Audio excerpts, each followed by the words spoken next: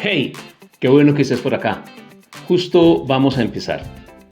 Prepárate. 2 preguntas. Primera, ¿cuántas personas vivimos en la Tierra? 1, 2, 3.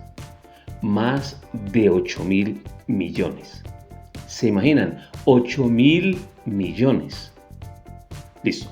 Segunda pregunta, es más loca.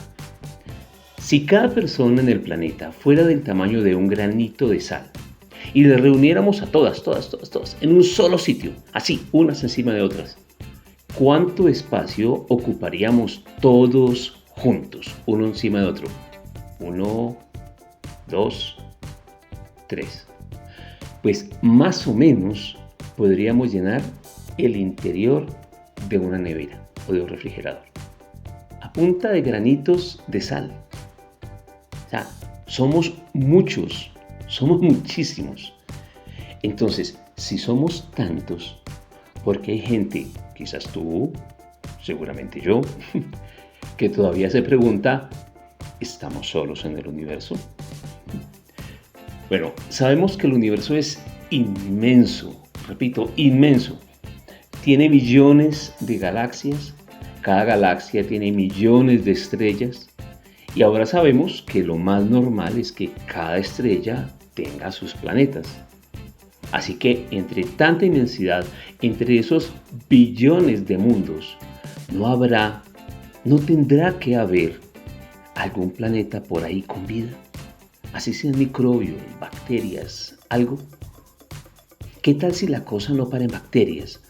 O en lo que sea que a la naturaleza le haya dado por crear por allá.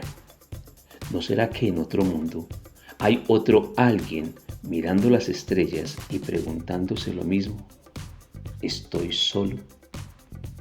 Hoy tendremos el primero de 2 episodios, donde vamos a sumergirnos en ese misterio. Vamos a hablar de lo que la humanidad está haciendo, de lo que hemos intentado y de lo que estamos buscando para tratar de encontrar a alguien o a algo que podamos clasificar como vivo más allá de la Tierra. ¿Listo para el viaje? Nos fuimos. Bienvenidas y bienvenidos a esta exploración. Hoy nos adentramos en una de esas preguntas monumentales. ¿Hay alguien más ahí fuera? La gran pregunta.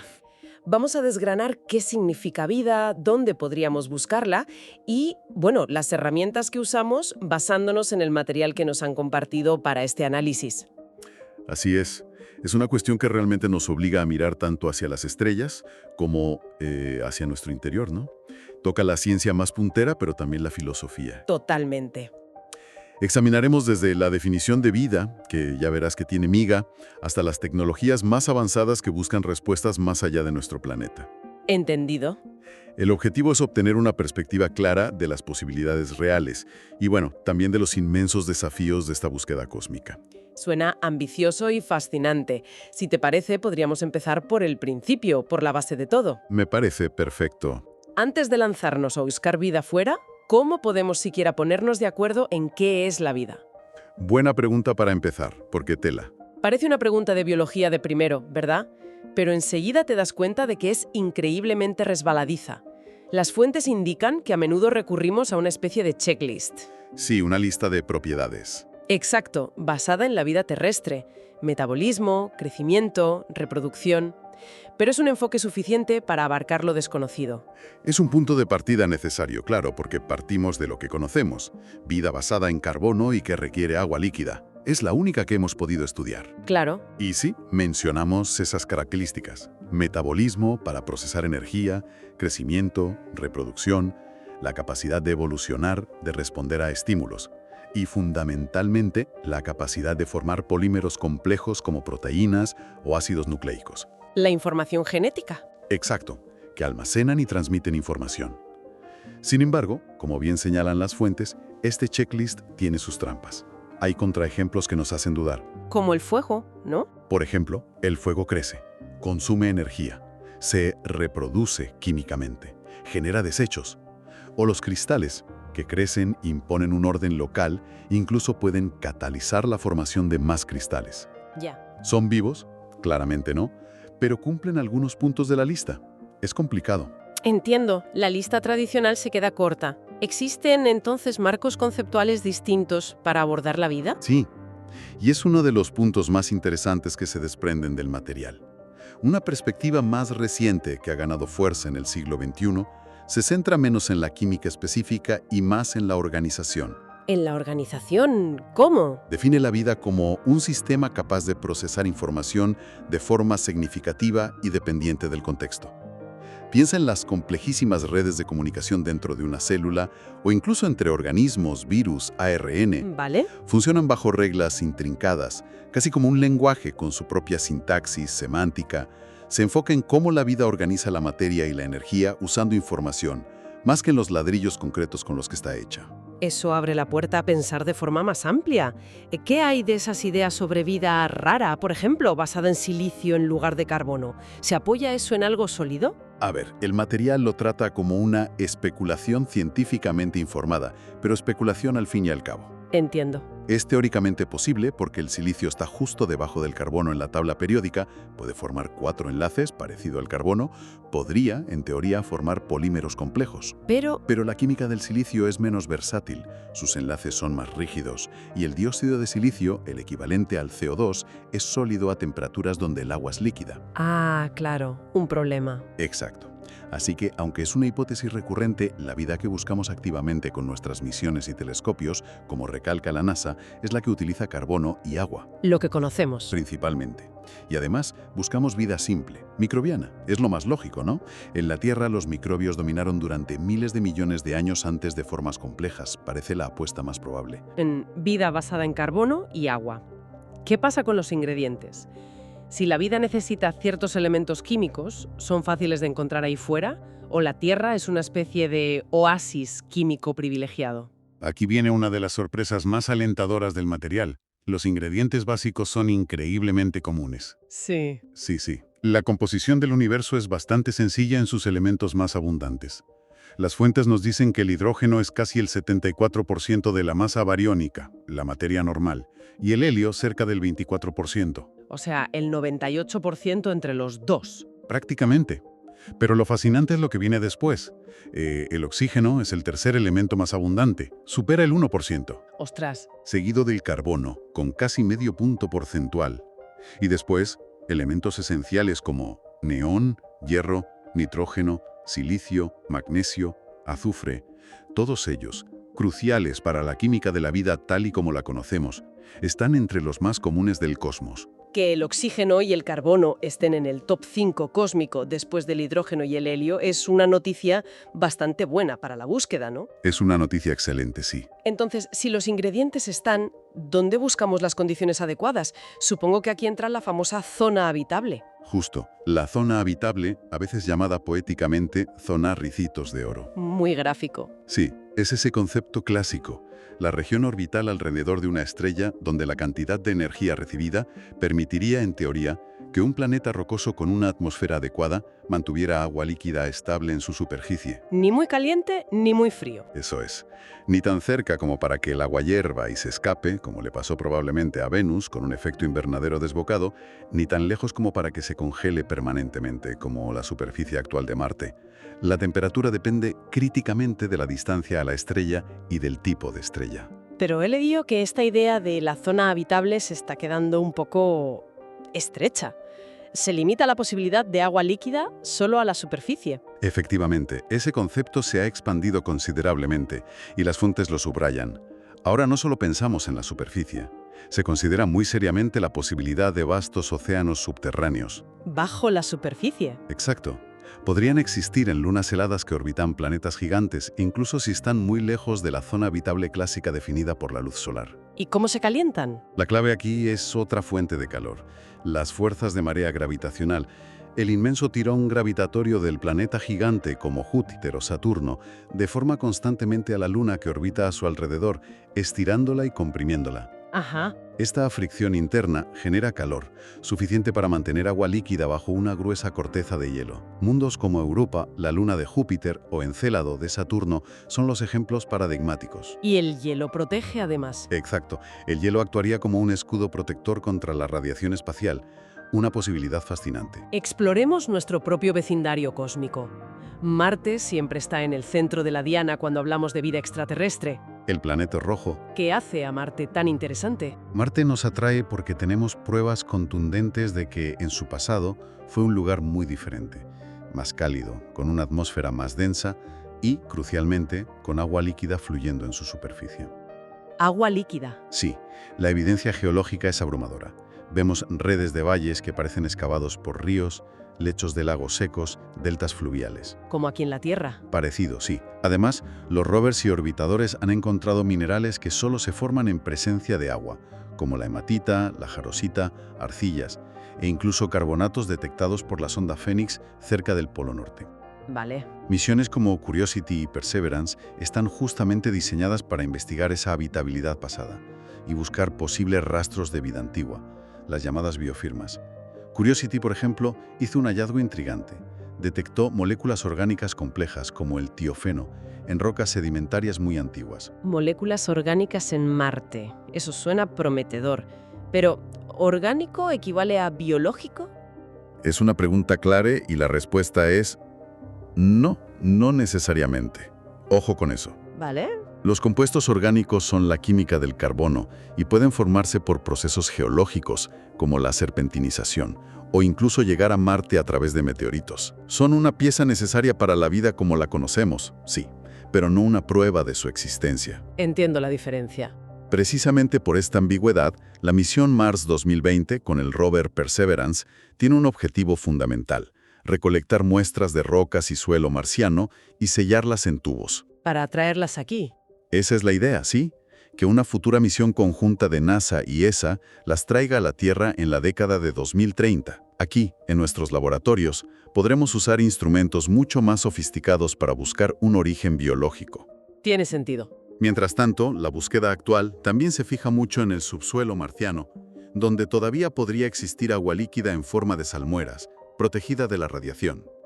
Hay experimentos, mencionados en el material, que muestran cómo algunas bacterias terrestres extremófilas podrían sobrevivir en condiciones similares. Muy interesante lo de Marte. Y volviendo a lo que mencionabas antes, más allá de Marte están esas lunas con océanos escondidos. Correcto. Son objetivos fascinantes. Europa, una de las grandes lunas de Júpiter, es casi una certeza científica que alberga un enorme océano global de agua líquida salada bajo su corteza helada. Más agua que en la Tierra. Las estimaciones sugieren que podría contener el doble de agua líquida que todos los océanos terrestres juntos. Una barbaridad. Increíble. La misión Europa Clipper de la NASA, que llegará a Júpiter en 2030, estudiará su habitabilidad en detalle. No buscará vida directamente, pero analizará el océano de forma indirecta. ¿Y Encélado? Encélado, una luna de Saturno, nos dio una sorpresa espectacular. La misión Cassini descubrió géiseres activos en su polo sur. Géiseres. Sí, expulsando al espacio vapor de agua, partículas de hielo, sales y, atención, moléculas orgánicas complejas y hasta granos de sílice. ¿Sílice? ¿Y eso qué indica? Esto último sugiere fuertemente la presencia de actividad hidrotermal en el fondo de su océano subglacial, similar a las fumarodas de nuestros océanos, que aquí son ecosistemas llenos de vida. ¡Wow! Suena casi a una invitación. ¿Y qué me dices de Titán? Siempre se menciona como un mundo aparte. Titán es, sin duda, uno de los cuerpos más exóticos del sistema solar. La luna más grande de Saturno y la única con una atmósfera densa, más densa que la de la Tierra. ¿De qué está hecha? Principalmente de nitrógeno, como la nuestra, pero con mucho metano e hidrógeno. Se dice que es como una Tierra primitiva, antes de la vida. Interesante. La luz solar interactúa con el nitrógeno y el metano, generando una química orgánica increíblemente compleja. Se forma una neblina naranja permanente, rica en hidrocarburos y nitrilos, precursores de moléculas biológicas. ¿Y tiene líquidos en superficie? Sí, pero de metano. Llueve metano, que forma ríos, lagos y mares, pero a menos 180 grados Celsius. Uf, qué frío. Nada de agua líquida entonces. En la superficie no, pero se cree que podría haber un océano de agua líquida en el subsuelo profundo, quizá mezclada con amoníaco como anticongelante. La misión Dragonfly de la NASA. Un dron. Sí, un Drone Rover, un cuadricóptero gigante que volará por Titán en los años 30, aterrizando en varios sitios para estudiar esa química prebiótica y buscar posibles biofirmas adaptadas a ese entorno tan extraño. ¡Qué pasada de misión! Dejamos atrás nuestro sistema solar, que ya de por sí es increíblemente variado. Las fuentes hablan de un número asombroso de exoplanetas descubiertos, casi 6.000 confirmados. Sí, la cifra no para de crecer. Siendo tan lejanos y pequeños comparados con sus estrellas, ¿cómo logramos encontrarlos? Porque entiendo que verlos directamente es casi imposible, ¿no? Exacto. La observación directa es un desafío tecnológico enorme. La analogía habitual es intentar ver una luciérnaga al lado de un foco potentísimo a años luz de distancia. Imposible. Casi. La luz de la estrella es miles de millones de veces más brillante. Por eso, la inmensa mayoría se han descubierto con métodos indirectos, detectando el efecto que el planeta causa sobre su estrella. ¿Y cuáles son esas técnicas indirectas principales que han permitido esta revolución? Pues hay varias, pero dos han sido las reinas indiscutibles. La primera es el método del tránsito. El tránsito. Ocurre cuando, desde nuestra perspectiva, un planeta pasa por delante de su estrella. Bloquea una pizquita de luz, causando una disminución minúscula pero medible y periódica del brillo de la estrella. Misiones como Kepler y TESS han usado esto con un éxito espectacular. Y eso nos da información. Nos da el periodo orbital, cuánto tarda en dar una vuelta, y estimamos su tamaño, su radio. El segundo gran método es el de la velocidad radial, o el bamboleo. ¿La estrella se bambolea? Un poquito sí, porque el planeta y la estrella orbitan su centro de masa común. La estrella se mueve un poquito, acercándose y alejándose de nosotros periódicamente por el tirón gravitatorio del planeta. Ah, claro. Ese movimiento causa un minúsculo cambio en el color de la luz de la estrella, por el efecto Doppler. Midiendo eso, inferimos la presencia del planeta, estimamos su masa mínima y su órbita. Así se descubrió el primer exoplaneta alrededor de una estrella tipo Sol, 51 Pegasi b, en el 95. Un hito. Miles de planetas detectados. Es abrumador. ¿Cómo se decide dónde enfocar los esfuerzos para buscar algo tan complejo como la vida? En el material se menciona algo sobre un proyecto 3i Atlas. ¿Tiene que ver con esto? Es una buena pregunta porque aquí hay que aclarar algo importante que las propias fuentes señalan para evitar confusiones. A ver. Es 3i Atlas. No es un proyecto de catálogo de exoplanetas. Es la designación oficial de un objeto muy particular. El tercer objeto interestelar, el 3i, que hemos detectado pasando por nuestro sistema solar. Resultó ser un cometa. ¿Un visitante? Exacto. Y lo descubrió el sistema de sondeo Atlas, que busca asteroides. Así que 3i Atlas es fascinante, pero no tiene que ver con priorizar exoplanetas para buscar vida. Entendido. Gracias por la aclaración. Es fácil perderse con tantas siglas. Entonces, dejando de lado ese cometa, ¿cuál es la estrategia real para seleccionar los candidatos más prometedores entre esos miles de exoplanetas? Pues la estrategia actual es ir filtrando. Se priorizan los planetas más parecidos a la Tierra en aspectos clave. ¿Cómo cuáles? Primero, que sean rocosos, no gigantes gaseosos. Segundo, de tamaño similar a la Tierra. Y tercero, y muy importante, que orbiten dentro de la zona habitable de su estrella, donde podría haber agua líquida superficial. Vale, los ricitos de oro. Esos son. Misiones como Kepler y TESS nos han dado muchísimos candidatos así. Una vez tenemos esa lista, el siguiente paso, el más difícil, es intentar estudiar sus atmósferas. Y aquí entran los nuevos telescopios. Estudiar atmósferas a años luz. ¿Buscando qué exactamente? Imagino que aquí es donde entra el concepto de biofirmas. Exactamente. Una biofirma es, básicamente, cualquier indicio detectable a distancia, una molécula, una combinación de moléculas, un patrón, que sugiera fuertemente la presencia de vida. Por ejemplo, Podría ser un gas en la atmósfera que no debería estar ahí sin una fuente biológica, o quizá un pigmento en la superficie. Pero ojo, y esto lo recalcan mucho las fuentes, hay que ser extremadamente prudentes. ¿por qué? Por los falsos positivos. Señales que parecen biológicas, pero que podrían ser producidas por procesos geológicos o químicos abióticos que aún no comprendemos bien en otros planetas. Ya, o sea que encontrar una no es la prueba definitiva. No, sería el comienzo de un intenso trabajo para descartar otras explicaciones. Hay que ir con pies de plomo. Entiendo la cautela. Pero, aun con ese riesgo, ¿hay alguna biofirma atmosférica que se considere especialmente robusta o prometedora? Sí, Hay una considerada casi el santo grial de las biofirmas atmosféricas. Es la coexistencia en cantidades significativas de gases que están en profundo desequilibrio químico. ¿Desequilibrio químico? Sí, gases que químicamente deberían reaccionar entre sí y eliminarse mutuamente bastante rápido, sobre todo con la luz estelar, a menos que algo los esté reponiendo continuamente.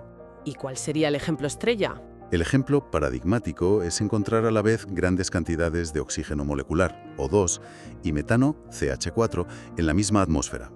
Oxígeno y metano. Exacto. Son incompatibles a largo plazo. Uno oxida, el otro reduce. La radiación UV los destruiría. Si los encontramos juntos de forma estable y abundante, sería una fuerte indicación de que algo, y la candidata más plausible es una biosfera activa a escala planetaria como en la Tierra, los está produciendo masivamente. Oxígeno y metano juntos. Y aquí es donde el telescopio espacial James Webb se convierte en la herramienta clave. Precisamente, el James Webb, JWST, es un salto cualitativo. Gracias a su enorme espejo y sus instrumentos infrarrojos, tiene una sensibilidad brutal para analizar atmósferas de exoplanetas, sobre todo los que transitan. ¿Cómo lo hace? Cuando el planeta pasa por delante de la estrella, un poquito de luz estelar atraviesa su atmósfera antes de llegar a nosotros. El Webb capta esa luz filtrada y la descompone por colores, digamos mediante espectroscopía. Y cada gas deja su huella. Exacto, una especie de código de barras. Analizando ese espectro con la precisión del Webb, podemos identificar qué gases hay, agua, CO2, metano, y buscar esas combinaciones raras, como oxígeno y metano, u otras biofirmas. Ya está dando datos espectaculares. Es una nueva era. Es realmente fascinante. Hemos recorrido un camino desde intentar definir qué es la vida, algo que ya vimos que tiene su miga. Y tanto. Basta buscar sus posibles huellas químicas a través de años luz. Vemos que los ingredientes básicos no parecen ser un problema, que en los lugares donde buscar se multiplican, Marte, lunas heladas, exoplanetas, y que la tecnología, con el James Webb, nos permite hacer preguntas que antes eran pura ciencia ficción. Sin duda, estamos viviendo un momento dorado en este campo. Cada nuevo descubrimiento nos acerca un poco más, pero también nos revela la complejidad del universo y lo mucho que nos queda por aprender. Los desafíos son enormes. Detectar señales débiles, interpretarlas. Exacto. Distinguir vida de geología. La búsqueda, aunque solo encontremos microbios, tiene el potencial de cambiar radicalmente nuestra perspectiva sobre nosotros mismos y nuestro lugar en el cosmos. Y para cerrar, una reflexión que se deriva de lo que hemos comentado sobre los ingredientes y la formación estelar. La vida, como la conocemos, no pudo surgir justo después del Big Bang. ¿Necesitó tiempo, claro? El universo primitivo era simple, hidrógeno y helio. Tuvieron que pasar quizá miles de millones de años para que las estrellas crearan elementos pesados como el carbono o el oxígeno y los esparcieran. El polvo de estrellas del que estamos hechos. Exacto. Y luego más tiempo para formar planetas estables alrededor de estrellas adecuadas. Si la vida simple ya necesitó tanto tiempo para tener sus ingredientes, podría ser que la vida inteligente y tecnológica, que aquí tardó miles de millones de años más en aparecer, sea un fenómeno mucho más reciente y, por tanto, quizá mucho más escaso en la escala cósmica. Justo. Es algo en lo que reflexionar mientras continuamos esta increíble búsqueda.